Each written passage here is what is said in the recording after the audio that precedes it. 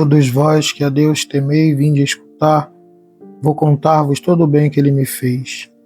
Bendito seja o Senhor Deus que me escutou, não rejeitou minha oração e meu clamor, nem afastou longe de mim o seu amor. Glória ao Pai, ao Filho e ao Espírito Santo, como era no princípio, agora e sempre. Amém. O Evangelho de hoje, João 14, de 15 a 21, Nosso Senhor faz verdadeiramente como que uma preparação para o entendimento do que é a ascensão na vida espiritual.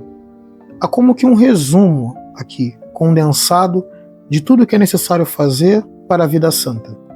E é curioso, porque quando olhamos esse texto, não vemos isso de imediato. Mas ele está dizendo, a primeira coisa que Jesus diz é o seguinte: se me amais, guardareis os meus mandamentos. E eu rogarei ao Pai, e ele vos dará outro defensor. Em outros textos, outro paráclito. E aqui está dizendo, se me amais, guardareis os meus mandamentos. Existe um modo de conservar o amor a Jesus Cristo. E esse modo é guardando os mandamentos. Isso é bem importante para entender. Nós guardamos os mandamentos porque amamos a Cristo. E quer dizer então que quem não guarda os mandamentos da lei de Deus não ama do jeito como ele gostaria, porque senão ele não teria dito o que disse. O que existe de um modo para mostrar o amor a Deus é guardar os mandamentos. Não é que não tenhamos algum amor às coisas da igreja, ou não tenhamos amor a um ou outro tema religioso importante. Quando ele fala desse amor, é o amor sobrenatural. É o amor com que ele ama o próximo. É o amor com que o pai ama o filho. Não é qualquer amor. É o amor da virtude teologal da caridade. E essa sim, não consegue permanecer quando nós estamos em pecado mortal. É por isso que existe um conceito chamado pecado mortal, que é o pecado que mata. Mata o quê? Mata este amor aqui que Jesus falou. Mata este vínculo de unidade que nós temos com ele. Mata a alma que caminhava rumo ao céu. Por isso, o primeiro passo de toda a vida espiritual é essa, guardar os mandamentos do Senhor. E os mandamentos também podem ser guardados de modo distinto. Por exemplo, tem um primeiro nível que é pegar os 10 mandamentos e verificar se nós estamos cumprindo. Esse é o primeiro passo. Mas tem um segundo passo, que é quando nós começamos a querer aguardar as pequenas ordens, os pequenos pedidos que o Senhor faz para nós de modo muito específico. Por exemplo, a nossa vocação. A pessoa que percebe que tem uma vocação específica, pode ser religiosa, pode ser uma vocação como um homem casado com a sua família, né, uma mulher casada. Essas pessoas, elas estão cumprindo o mandamento de Cristo. Não somente no que se refere aos 10, mas também naquele desejo que ele tem que cada um cumpra bem a sua vocação no meio do mundo. Que cada um saiba para que veio a este mundo e execute este ofício. E isso também é cumprir os mandamentos de Deus. E quando essa pessoa, além de cumprir os 10, também cumpre os mandamentos que o Senhor fala de modo específico para cada um, Jesus fala assim, eu rogarei ao Pai, e ele vos dará um outro paráclito. Essa palavra paráclito, ou defensor, como ficou na nossa tradução, ela tem também uns significados importantes. No Antigo Testamento, esse verbo parakaleo, ou parácleo, ele era usado algumas vezes para indicar uma espécie de consolação da parte de Deus. É Deus que fala junto do homem. Então, o outro defensor, o paráclito, é aquele que se une aos nossos atos, para que permaneça sempre convosco o Espírito da verdade, que o mundo não é capaz de perceber. Ou seja, existe um prêmio para todas aquelas pessoas que cumprem os mandamentos e querem obedecer a Deus em tudo. O prêmio é um pedido de Jesus, o próprio Jesus, pede para que o Pai envie o Paráclito sobre nós, que envie o Espírito Santo. E quando envia o Espírito Santo, ele permanece sempre conosco. E alguém pode falar, mas a que nos serve a presença do Espírito Santo na alma? O que o Espírito faz de modo especial? Bom, aí há algo muito importante, porque o Espírito Santo é o amor que o Pai tem pelo Filho na Trindade. E o Espírito Santo, ele vem sobre nós, sobretudo através dos seus dons. E o dom do Espírito, ele faz algo de muito especial em nós. Ele faz com que a nossa alma se torne acostumada a realizar as obras do Cristo. É meio estranho explicar isso para as pessoas, mas eu vou tentar indicar da seguinte maneira. Quando nós temos um vício, qualquer que seja, pode ser um vício de falar demais, ou de comer demais, ou de qualquer coisa demais. Ou de menos também, tem vício que é de menos. E então, quando acontece isso, é como se o nosso desejo quisesse uma coisa e a nossa razão quisesse outra. Então, você quer as coisas elevadas, você quer cumprir o bom propósito, mas é como se seus sentimentos quisessem diferente. Então tem uma ambiguidade entre o entendimento e o nosso sentimento. O que acontece quando uma pessoa consegue uma virtude? A virtude, ela se dá quando uma pessoa consegue desejar, sentir aquilo que ela deveria querer. Isso acontece muito naturalmente quando adquirimos alguns hábitos. Então, algumas pessoas, elas de tanto rezar, elas ganham um desejo de oração. E quando alguém chama, vamos rezar, ela fala, claro, vou. Ela não somente sabe que tem que rezar, ela deseja rezar. Os seus próprios sentimentos fazem com que ela faça daquele jeito. Isso acontece com muita frequência com as pessoas que vão se convertendo. Quando a pessoa menos espera, ela começa a desejar aquilo que ela antes não gostava tanto. E isso é uma virtude. É quando os seus sentimentos começam a sentir com aquilo que a sua razão antes tinha que mandar. Toda vez que você mudou o seu sentimento em relação a alguma coisa, que antes era vício, agora é virtude, uma coisa boa, você adquiriu uma virtude. Não somente uma continência, mas uma virtude. Por isso que a virtude, ela é como que uma impressão da inteligência humana nos nossos sentidos. É como se a inteligência imprimisse nos nossos desejos aquilo que é próprio dela. Essa pessoa ganhou uma virtude. Só que isso é humano, eu acabei de falar, é só humano. Quando nós falamos do dom do Espírito, quando nós estamos falando da presença do Espírito Santo, estou falando de uma outra coisa. Não estou falando de uma impressão da razão nos sentidos. Eu estou falando de uma impressão daquilo que Deus quer nos nossos sentidos, na nossa inteligência. É como se Deus marcasse o nosso interior com aquilo que é a vontade dele. Por isso que ter o Espírito sempre presente conosco é como se nós como que intuíssemos interiormente aquilo que Deus quer. Então não é aquela pessoa que, Deus quer uma coisa, eu quero outra, aí eu vou me submeter a Deus. Isso ainda não seria o dom do Espírito. A pessoa que vive pelo dom do Espírito é aquela que só de perceber aquilo que Deus quer, ela já vai alegre. E no interior da sua alma, Deus fala o que ela precisa fazer. E é isso que o Cristo está dizendo. Isso aconteceu várias vezes com os apóstolos.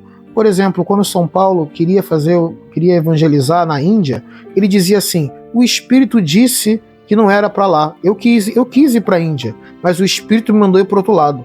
Como é que ele sabia que o Espírito mandou para o outro lado? É claro, porque é como se Deus agisse diretamente na nossa alma. O dom do Espírito é como um hábito dentro da nossa alma que nos direciona para onde Deus quer. Como que só de olhar para dentro de si, Deus já nos mostrasse algo. Isso é muito impressionante, porque isso é que marca o tipo da vida dos santos.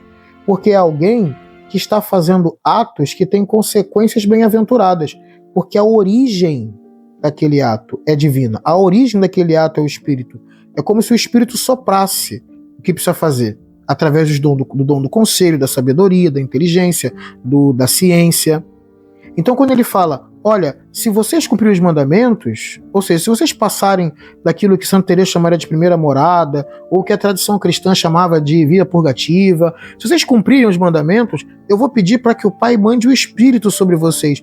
E aí vocês vão começar a ter os frutos e as obras que eu mesmo realizava.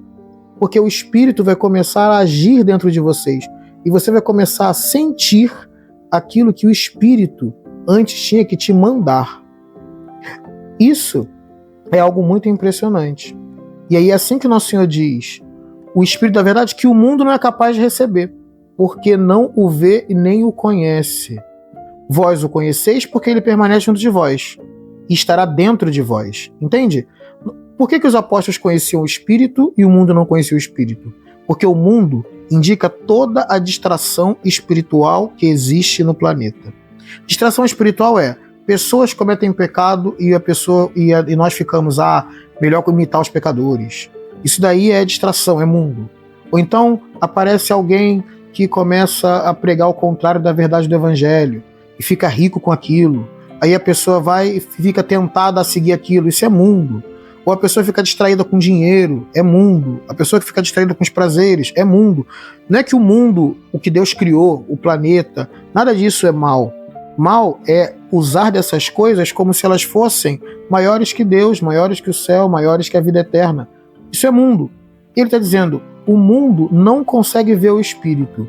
Quanto mais apegada a pessoa está às coisas temporais, mais ela não consegue entender absolutamente nada do que é o dom que vem do alto, do que é o dom do Espírito, porque ela não consegue perceber a paz que vem do Espírito. Ela não vê nem conhece. Mas Jesus, falando com seus apóstolos, ele dizia, vós o conheceis, porque permanece junto de vós e estará dentro de vós. Impressionante isso. Porque ele está falando, não receberam o Espírito ainda, então não está dentro, mas está junto, está próximo, porque está em estado de graça. Todo mundo que está em estado de graça está junto, unido ao mistério da Trindade. Mas é quando acontece o Pentecostes, aquela união plena da nossa alma com Deus, que Deus consegue operar diretamente na nossa alma, a ponto de que a nossa voz se torna uma continuação da voz que vem do Espírito. E aí ele continua dizendo, não vos deixarei órfãos, eu virei a vós. E aí você vai falar, mas como que ele vem a nós? Porque ele está dizendo que vai sair, que vai embora, mas que vai vir a nós.